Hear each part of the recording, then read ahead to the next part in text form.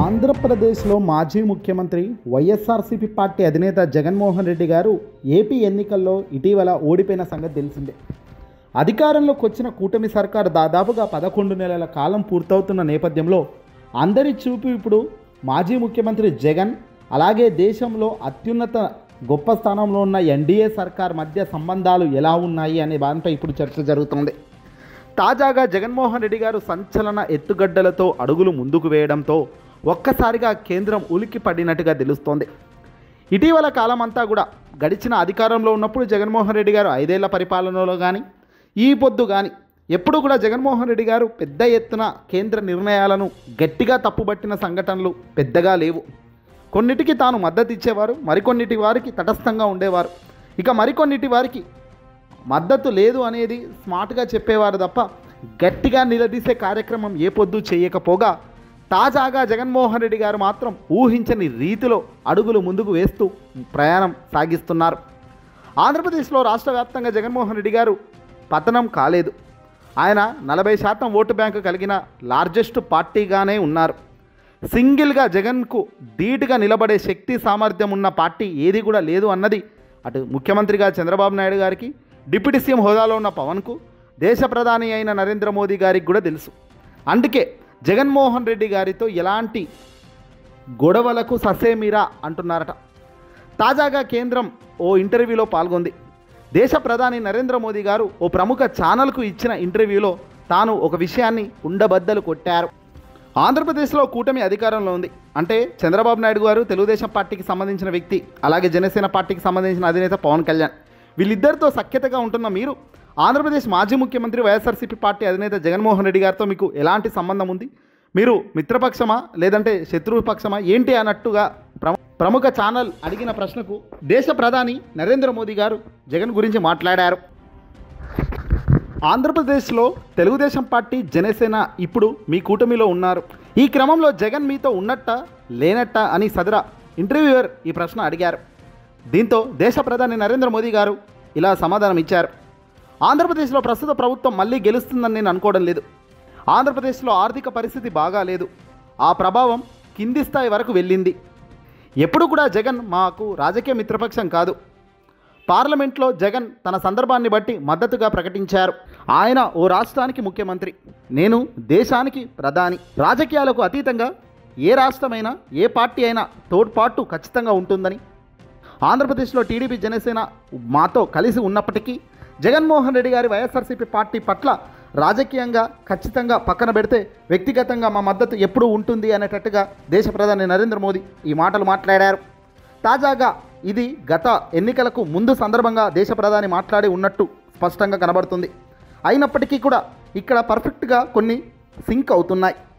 ఆర్థికంగా బాగా లేదు, క్రింది స్థాయి వరకు దారుణంగా పరిస్థితి ఉందని ప్రధాని మోదీ గారికి తెలుసట. ఇది ఎన్నికలకు ముందు సరిగ్గా దేశ ప్రధాని ఎన్నికలకు 1 నెల సమయంలో మాట్లాడిన మాటలు ఇవన్నీ కూడా. అంటే ఇక్కడ ఒక విషయం గమనించాలి.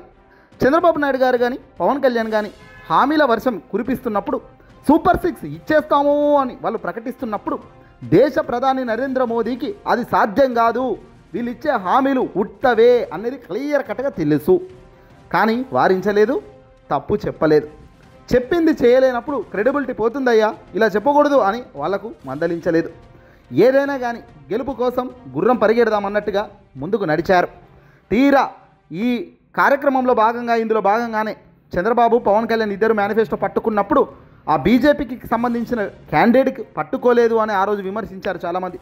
మేనిఫెస్టో రిలీజ్ రోజు ఆయన ఎందుకు పట్టుకోలేదంటే ఇక ఇందుకే, ఎలాగో అవి జరిగేవి కావు, అందులో పట్టుకొని ఏం లాభం అన్నట్టుగా ఆయన పట్టుకోలేదు. ఖచ్చితంగా దేశ ప్రధాని ఆజ్ఞతోనే, పైనున్న పెద్దల సందేశాలతోనే ఇదంతా జరిగింది. పక్క ప్రణాళికతోనే ఏపీ ప్రజలను మోసం చేశారు అన్నది ఇంతకన్నా ప్రూఫ్ మరొకటి అవసరం లేదు. పైగా మోదీ గారు పెద్దగా జగన్ను విభేదించట్లేదు. జగన్ చేసిన పనులన్నీ కూడా ఆయన మద్దతుగానే ఉన్నట్టుగా క్లియర్ కట్గా మాట్లాడుతున్నారు. పరిస్థితి బాగాలేనప్పుడు ఎవడు కూడా అక్కడ ఏం చేయలేడు అన్నది క్లియర్గా తెలుస్తోంది. ఆయన రాష్ట్రానికి ముఖ్యమంత్రిగా చంద్రబాబు అధికారంలోకి వచ్చాక పూర్తిగా భ్రష్టు పట్టించారు. సూపర్ 6 లేదు కదా, కనీసం జగన్ హామీలు కూడా నడిపించే కార్యక్రమం చేయకపోగా ఉన్నది లేనిది మొత్తం క్లోజ్ చేసేశారు. తద్వారా జనాల్లో పలచన అయిపోయారు. ప్రజానికం మొత్తం కూడా ఇప్పుడు ఆగ్రహిస్తున్నారు. జగన్ ఉండి ఉంటే చాలా అద్భుతంగా మాకు డబ్బులు వచ్చేవి, సంక్షేమం వచ్చేవి అనుకుంటున్నారు. సంక్షేమం పోయా, ఉన్నది బా ఉంచుకున్నది బా అన్నట్టు అయిపోయింది ఏపీ ప్రజల పరిస్థితి. తీరా ఇప్పుడు చంద్రబాబు మా చేతుల్లో డబ్బులు లేవు, ఆర్థిక పరిస్థితి బాగాలేదు, ముందుగా నేను సంపాదించాలి, ఆ తర్వాత మేము పంచాలి అంటూ ఇప్పుడు మాట మార్చేస్తూ పోతున్నారు. దీనికి సమాధానంగా మోదీ గారు కానీ ఇంకెవరైనా కానీ సమాధానం చెప్పగలుగుతారా? ఎవరు సమాధానం చెప్పలేరు. వెరిసి వీళ్ళంతా మళ్ళీ జగన్ వైపు తిరగక తప్పని పరిస్థితి వస్తుంది. జగన్కు లైన్ క్లియర్గా ఖచ్చితంగా రాబోయే కాలంలో ఎన్డీఏ పచ్చ జెండా ఊపేదానికి కూడా సిద్ధంగా ఉంది. ఎందుకంటే వాళ్ళకి కావాల్సింది ఏ పార్టీ ఎక్కువ ప్రజానికం ఉంటే ఆ పార్టీలను లాగడం, లేదంటే మద్దతుగా నిలవడం. అంతకు మించిన ఆలోచన, అంతకు మించిన శక్తి కేంద్ర పెద్దలు చెయ్యరు. ఈ వీడియోని అసలు లైక్ కొట్టి తప్పక షేర్ చేయండి. ఇక ఇటీవల జగన్మోహన్ రెడ్డి గారు ఏకంగా ముస్లిం సోదరులకు అండగా నిలబడమే కాదు, ఎన్నికల హామీలో తాను ఏదైతే మాట చెప్పాడో ఆ మాట మీద నిలబడుతూ ముస్లిం సోదరులకు అన్యాయం జరుగుతుంటే ఊరుకోబోను అన్నట్టుగా క్లియర్ కట్గా తెలుస్తుంది. వక్ఫ్ బోర్డు పూర్తిగా తప్పుబడుతూ సుప్రీంకోర్టు మెట్లు కూడా ఎక్కడం జరిగింది జగన్మోహన్ రెడ్డి గారు. కనీ విని ఎరగని స్థాయిలో ఏ రాష్ట్రంలో ఏ మాజీలు చేయని పని ఎవరు కూడా ధైర్యం చేసి అడుగులు ముందుకు వేయలేని పక్షంలో జగన్మోహన్ రెడ్డి గారు ఒక అడుగు ముందుకేసి మరి వక్ఫ్ సవరణ చట్టానికి ఏకంగా వ్యతిరేకంగా ఆయన సుప్రీంకోర్టు మెట్లెక్కారు. ఏప్రిల్ 16న విచారణ జరపనున్నారు. ఇక్కడ ఏప్రిల్ 16న దీనిపై విచారణకు కూడా వచ్చింది. కొత్త చట్టంలోని పలు సెక్షన్లను రాజ్యాంగానికి విరుద్ధమని, జాతీయ సమగ్రతకు భంగం కలిగించేలా ఉన్నాయంటూ ప్రతిపక్ష పార్టీలతో జగన్మోహన్ రెడ్డి గారు అడుగులు ముందుకేస్తూ ఈ దిశగా అడుగులు వేస్తున్నారు. జగన్ వేసిన ఈ పిటిషన్తో ఆల్రెడీ ఉన్న పిటిషన్లందరిది కూడా అటాచ్ చేస్తూ ముందుకెళ్ళింది. పిటిషన్లలో కొన్ని వక్ఫ్ సవరణ చట్ట రాజ్యాంగ విరుద్ధమని, దీనిని వెంటనే రద్దు చేయాలని డిమాండ్ చేస్తున్నాయి. మరికొన్ని దీనిని అమలు చేయకుండా కేంద్రాన్ని ఆదేశించాలని కోరాయి.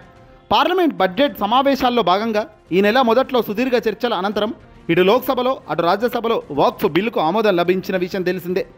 అయితే దీనిపై కొందరు చాలా తీవ్రంగా వ్యతిరేకిస్తున్నారు. అందులో వైఎస్ఆర్సీపీ పార్టీ, జగన్మోహన్ రెడ్డి గారు సైతం గట్టిగా అడుగులు వేస్తున్నారు. ఇది కనుక సక్సెస్ అయితే మామూలుగా ఉండదు. మరి ఇది కేంద్రం ఎలాంటి నిర్ణయం తీసుకుంటుందో చూడాలి. సుప్రీం ఆదేశాలు ఏమైనా ఇస్తుందా, కేంద్రం దిగి వస్తుందా చూడాల్సిన అవసరం ఉంది. చూడాలి కూడా.